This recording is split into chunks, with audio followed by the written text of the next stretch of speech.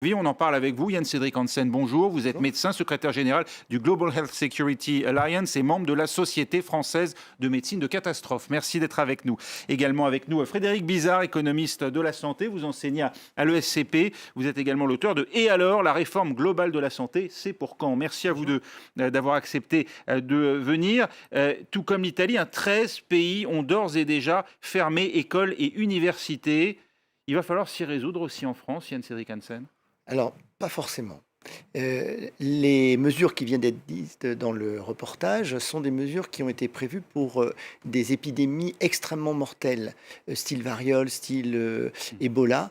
Et aujourd'hui, on est devant un virus qui est moins agressif que ce que je viens de citer, ou que la grippe espagnole, enfin dite espagnole de la guerre de 14-18. Et donc, les mesures, et c'est l'objet des discussions qui ont lieu en ce moment, c'est de comment on va aménager ces mesures par rapport à la réalité de ce virus qui est 10 fois plus agressif que la grippe, mais qui reste quand même quelque chose de tout à fait acceptable pour notre pays et pour le système de santé. En l'état, notre système de santé n'est pas mis en difficulté. La grande difficulté tout de suite, est-ce qu'on doit acter le fait qu'on peut être contaminé n'importe où, n'importe quand, et à ce moment-là, on passe en stade 3, ou bien on considère que nos mesures de confinement sont efficaces et on continue de rester en stade 2. On serait en Italie, on serait déjà en stade 3. Aujourd'hui, en France, on peut considérer qu'on reste en stade 2. Ce n'est pas un échec, le stade 3, c'est une autre adaptation à la réalité du virus. Une progression inéluctable de l'épidémie ou on peut l'éviter, ce stade 3, Frédéric Bizard? À ce stade, on peut penser qu'on peut difficilement l'éviter parce que, certes, ce n'est pas un échec, mais c'est une reconnaissance que finalement, on n'arrive pas à contenir finalement la contamination, on n'arrive pas cette stratégie d'endiguement ne fonctionne pas parce qu'il y a des cas qui échappent un petit peu au contrôle. Donc, à partir de là, il faut prendre, comme monsieur l'a dit, en considération que vous pouvez être infecté dans la plupart des territoires en France, dans la plupart des situations, parce que justement, on sait qu'on n'a pas confiné tous les malades. Et donc, il faut passer à une phase, ce qu'on appelle une phase d'atténuation des effets, c'est-à-dire que vous allez mettre, je dirais, en branle l'ensemble du système de santé, non pas en les réquisitionnant, mais en considérant que aussi bien les médecins de ville que les infirmiers de ville que les hôpitaux doivent prendre en compte l'ensemble des cas, doivent prendre en charge l'ensemble des cas. Moi, je crois qu'il y a une différence qui est importante, c'est que dans la phase actuelle, c'est vraiment l'État qui, par les services de l'État, va contrôle un petit peu la situation. Après, vous rentrez dans une phase, et c'est pour ça qu'il faut vraiment la dédramatiser plutôt que la dramatiser, c'est que c'est la société civile dans son ensemble qui va être mobilisée pour essayer d'atténuer au maximum les effets de cette pathologie. C'est-à-dire que vous ne pouvez pas prendre à mon avis en tout cas, on va voir ce qui va être dit à la sortie de cette réunion, mais ce ne sont pas des décisions qui vont s'appliquer partout, parce qu'il va falloir adapter les décisions en fonction des territoires. Donc j'espère qu'on ne va pas aller vers un confinement collectif à l'italienne, parce qu'on sait que ça ne fonctionne pas. Vous dites qu'il faut dédramatiser. Vous avez le sentiment que le gouvernement, pour l'instant, s'y prend bien pour dédramatiser, justement? Moi, je pense qu'en tout cas, ce qui est sûr, c'est qu'il faut éviter toute polémique. On peut toujours penser qu'on aurait pu dire ça ou faire ça, tout machin. Globalement, les pouvoirs publics font le travail. Tout le monde fait le job. Donc, je pense qu'il n'y a pas de doute là-dessus. En revanche, il ne faut pas qu'on rentre, encore une fois, dans un état un peu de psychose aussi au niveau des pouvoirs publics. Il faut reconnaître que ce n'est pas un échec, je partage cet avis, mais qu'on n'est plus en mesure d'endiguer. Donc, il faut que l'ensemble de la société civile, parce que je prends par exemple la fermeture d'une école, où je pense que ce n'est pas à l'État de décider de ça. Je pense que c'est sur un plan local, au rectorat pour l'école, à l'école elle-même, en fonction, et je pense qu'il faut des référents, à mon avis, scientifiques. Oui, parce qu'ils ont des outils, justement, les établissements au plan local, pour le décider. Non, mais il faut des appuis. Il faut un appui scientifique d'un référent. Mais je pense que ce n'est pas de Paris qu'on va prendre les décisions pour l'ensemble des territoires. À mon avis, ce serait une erreur. Il y a un problème de centralisation, effectivement, Yann-Cédric Hansen, dans ce possible stade 3. Est-ce qu'on va vers effectivement des décisions prises localement, une certaine flexibilité, à la manière finalement du gouvernement qui, depuis le début, nous dit, pour le moment, à chaque annonce, reste effectivement dans la souplesse, ou est-ce qu'on va tous être contraints d'une certaine manière au télétravail avec la garde d'enfants à domicile? Alors, encore une fois, la réponse n'est jamais univoque. Comme ça a été très très bien dit, il faut adapter au cas par cas.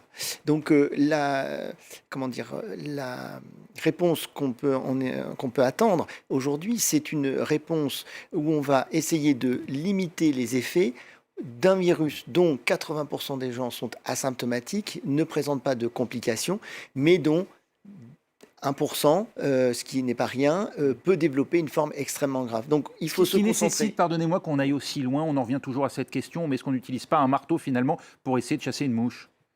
Non, parce que la question c'est que si on a 80% de la population qui est atteinte, on va se retrouver dans une situation compliquée.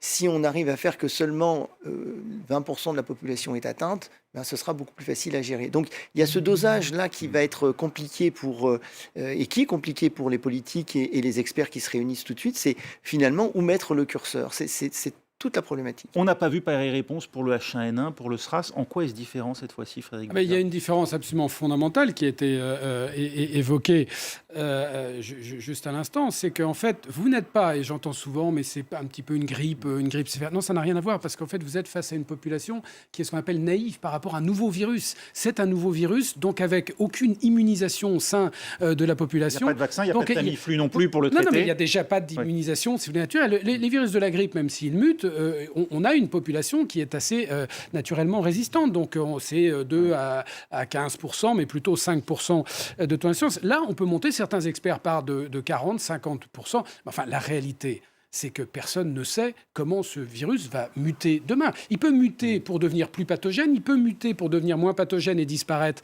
dans 3 semaines, ou il peut revenir dans plusieurs mois et devenir une épidémie saisonnière. Il y a plusieurs, monsieur est plus expert que moi là-dessus, mais il y a plusieurs coronavirus qui circulent et qui génèrent des pathologies de ci, de là. 377 cas en France, ça veut dire qu'on en est au tout début. Il faut s'attendre à ce que ça dure longtemps. Oui, mais là, ça répond, mais honnêtement, nous ne savons pas si ça va durer des mois ou des semaines. Donc, préparer la population au pire, à mon avis, n'est pas forcément une bonne situation. Il faut garder un optimisme parce que le vrai coût de cette histoire, il est économique. Cette épidémie arrive au plus mauvais moment où on est en une phase d'atterrissage du cycle économique, où je rappelle qu'on a un PIB qui était négatif au dernier trimestre. Donc, il faut surtout, et c'est aussi la ligne de crête qu'a le gouvernement, c'est d'essayer de prendre les mesures nécessaires pour ne pas qu'on lui fasse de reproches et qu'il n'y ait pas d'impact sanitaire qui aurait pu être évité, mais aussi faire attention à ne pas trop freiner l'activité. C'est comme ça qu'il faut interpréter les paroles de Jean-Michel Blanquer, ministre de l'Éducation nationale, lorsqu'il dit le droit de retrait des enseignants ne s'applique pas dans des circonstances comme celle-ci. Il veut éviter à tout prix de voir les écoles désertées par des enseignants qui mettraient en avant leur droit de retrait. Je crois que Blanquer a parfaitement, le ministre Blanquer, moi je trouve qu'il a vraiment la juste attitude par rapport à ça, parce qu'on l'interroge beaucoup par rapport à l'Italie qui a fermé toutes les écoles, il y en a, et d'autres pays.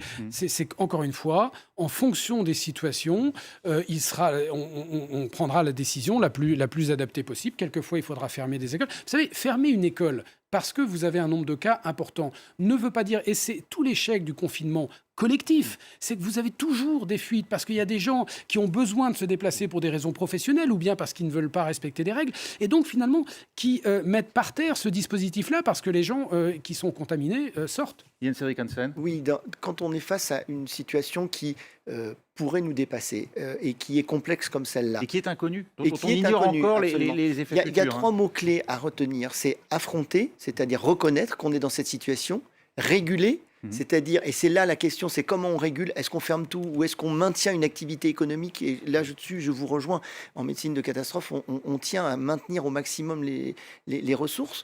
Et ensuite, il faut savoir dépasser cet événement. On n'y est pas encore, mais il va falloir réguler plutôt que vouloir maîtriser. Le ministère de l'Intérieur l'assure, les élections municipales des 15 et 22 mars prochains auront bien lieu. Comment peut-on en être aussi certain? Tout semble évoluer si vite.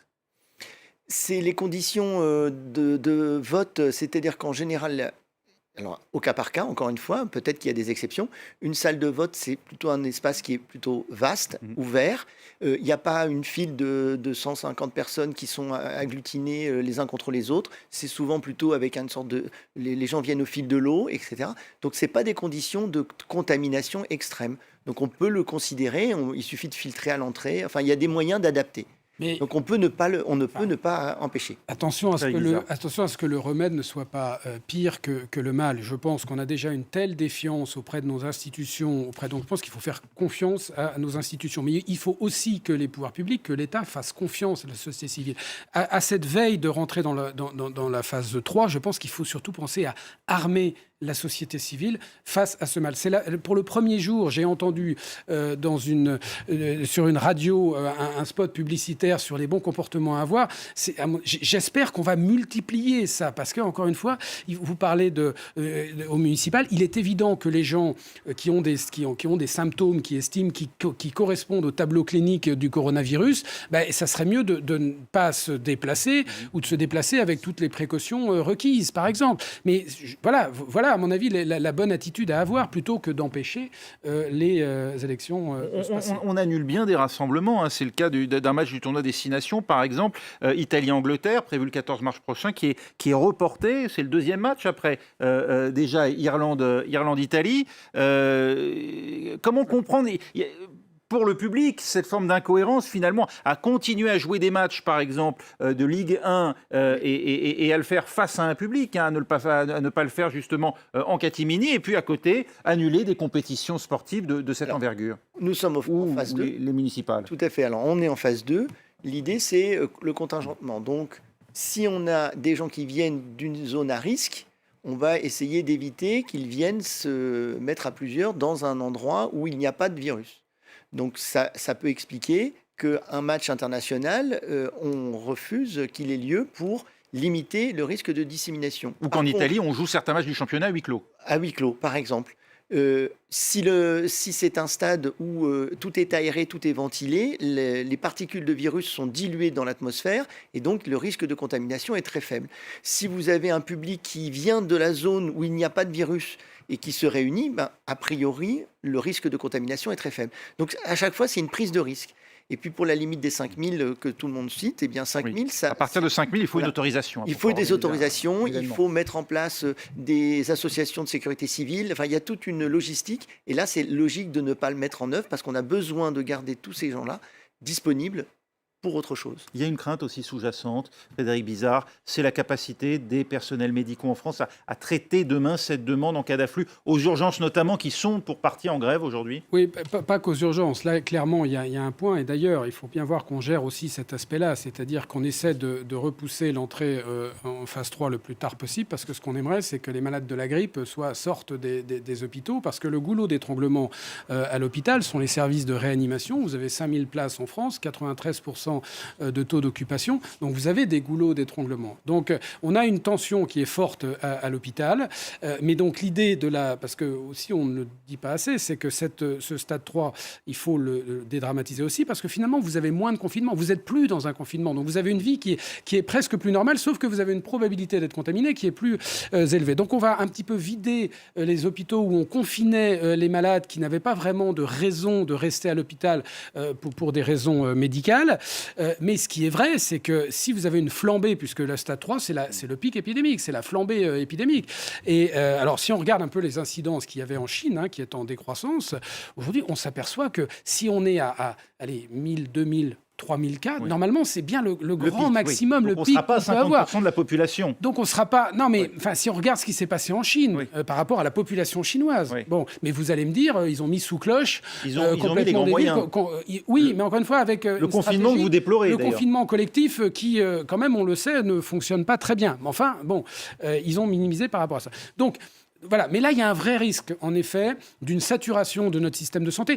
Pas de façon totalement justifiée, mais des gens qui vont voir leur médecin généraliste parce qu'ils pensent avoir le coronavirus et ils ont tout sauf le coronavirus. Besoin d'un diagnostic, en fait. Besoin d'un diagnostic et tout. Donc là, il y a clairement ça à gérer de la part pour notre système de santé. Merci Frédéric Bizard d'avoir été avec nous. Merci également à vous, Yann-Cédric Hansen. Voilà ce qu'on peut dire, en tout cas, de cette épidémie, avec également, on l'a appris, le nombre de morts en Italie qui augmente, qui passe de 107 à désormais 148. Et puis, le nombre désormais de patients atteints, 3858 malades du coronavirus en Italie.